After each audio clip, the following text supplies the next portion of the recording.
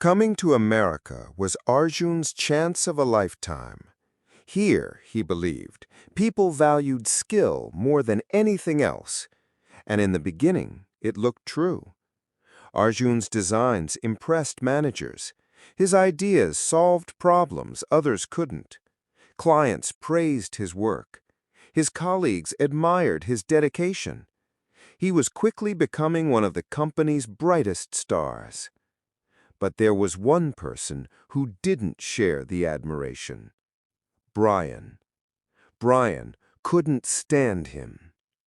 To Brian, Arjun was everything he resented. A man with a dark Indian face that stood out in the office. A heavy accent that made his words stumble. A voice that didn't sound American enough. Sometimes Arjun's grammar broke mid-sentence. "This idea, it is very much working good, sir." People smiled and encouraged him, but Brian sneered. And worst of all, despite these differences, Arjun was still the favorite. He was loved, praised, and rising faster than anyone else. Faster even than Brian. Brian's dislike grew into jealousy, and jealousy grew into hate. Before we proceed, kindly comment where you're watching from, follow or subscribe so you don't miss more stories like this. At first, it was small things. In meetings, when Arjun raised his hand to share an idea, Brian leaned back in his chair, wearing that half-smile that wasn't really a smile. The moment Arjun spoke, in his heavy, unclear accent, Brian pounced. "Sorry, Arjun, I don't think anyone understood that. Could you try English again?" The room went silent. Some chuckled nervously. Others stared at their notepads. Arjun adjusted his glasses, cleared his throat, and tried again. This design, it is very much working good, sir. You are seeing, yes?" A few nodded, trying to catch his meaning. His diagrams and models were brilliant. They always were. But Brian rolled his eyes. Muttering under his breath, loud enough for others to hear, he sneered. "Unbelievable. He barely speaks correctly, and yet everyone acts like he's a genius." Arjun pretended not to hear. He told himself kindness and hard work would silence envy. But envy doesn't fade. It festers, and Brian's was festering like poison. He mocked Arjun's dark Indian look when no one else was listening. He mimicked his accent in the break room, exaggerating his grammar mistakes until others laughed awkwardly. Yes, this one very good. Tomorrow boss man happy with me. Yes, very good design." Arjun walked past sometimes, hearing the tail end of the joke, feeling the laughter pierce him like knives. But he stayed silent. He believed patience was strength. Until the night everything changed. One late evening, long after most of the office had gone home, Arjun stayed behind. He wanted his design perfect before the morning meeting. He hummed softly to himself, muttering in his broken English as he worked. Yes, this one going to be very good. Tomorrow they be happy with me. Yes, very good design." But he wasn't alone. Someone else was listening. Brian. Watching from the shadows, his plan already set. His eyes burned with resentment. In his hand, he carried stolen company equipment. He crept toward Arjun's desk when no one was watching, slipping the items neatly behind a stack of files. He smirked to himself, then stepped outside to make the call. "There's a guy here," Brian whispered urgently into the phone. "Dark skin, heavy accent, looks suspicious. I think he's stealing. He doesn't belong." Minutes later, red and blue lights washed across the glass walls of the office. The whine of sirens faded, replaced by the pounding of hurried boots. The doors burst open. "Sir, step away from the desk." Arjun turned, startled, his pen slipping from his hand and clattering to the floor. His voice cracked. "What's happening? What problem is here?" "Hands where we can see them," one officer barked, hand already hovering over his holster. Arjun raised his trembling hands, confusion etched across his dark face. "No, no, mistake you making. I am engineer here, sir." But to their ears, his broken grammar and heavy accent didn't sound like an explanation. It sounded like someone fumbling for an excuse. That was the moment Brian appeared, walking in with calculated timing. He pointed at Arjun with certainty. "That's him. He's always hanging around after hours. I knew he was up to something." The officers moved quickly. They spread out, searching the area. It didn't take long. Behind Arjun's desk, neatly tucked away, they found the stolen equipment.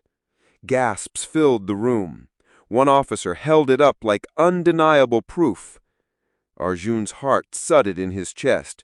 His lips trembled as he tried to speak. "Please, no, this not mine. I never doing like this. You must be checking camera, please, please." But his pleas, tangled in imperfect English, only made him sound desperate. The more he spoke, the less convincing he became. To them, his words didn't carry the weight of truth. His dark look, his foreign face, his thick, unclear accent, all of it painted a picture of guilt. The handcuffs snapped shut. Cold metal bit into his wrists. Down the hallway, doors cracked open. Colleagues peeked out. Some gasped. Some whispered. Others shook their heads, as if confirming a suspicion they'd carried quietly. And some turned away, unable or unwilling to meet his eyes. Arjun's shoulders sagged. His head hung low. All his months of hard work, all his loyalty, all his praise from superiors, erased in a single moment. All that remained was shame. The room was cold, metallic, and unfriendly. Across the table sat two officers, their arms crossed. "Start talking," one demanded. Arjun swallowed hard, his hands trembling. "Please, I innocent man. You checking camera, you will seeing. I am not thief, sir. I am working man. Engineer, yes." The officers exchanged a glance. His words, broken and scattered, didn't sound convincing. "Where were you at the time the equipment was taken?" I was office, working project, late night. Always I am doing like this. You ask boss, they knowing." The grammar, the disjointed rhythm, made his alibi sound fabricated. "Why did the witness describe you as suspicious?" Arjun shook his head quickly. No, I only working. I am not suspicious man. Please, you must believing me." But the harder he tried, the worse it became. His accent bent his words. His grammar failed him. The officers leaned back, unimpressed. To them, his cries of innocence sounded like excuses. For hours they pressed him. For hours he repeated the same desperate plea. "Please, I am not thief. Please, I am telling true." His voice cracked, exhaustion seeping through. He pressed his palms together as if begging for mercy. But no mercy came. And then the truth surfaced. It was almost by accident. A young officer, tasked with filing evidence, decided to pull the security footage. And there it was, clear as day. Brian sneaking into the storage room. Brian slipping the equipment behind Arjun's desk. Brian whispering into the phone with false urgency. The lie unraveled. Hours later, Arjun's cuffs were removed. The same hands that had locked him away now set him free. "You're cleared," an officer muttered, unable to meet his eyes. But freedom felt hollow. The damage had been done. Brian was fired. Everything was fixed, except the hurtful memory. That night, Arjun sat alone in his small apartment. He looked at the photo of his family back in India, their faces glowing with pride. His voice cracked as he whispered in his broken English, "I working hard, I doing everything right, but still, they only seeing me, foreign man, not same like them." Arjun's story is not only about workplace jealousy.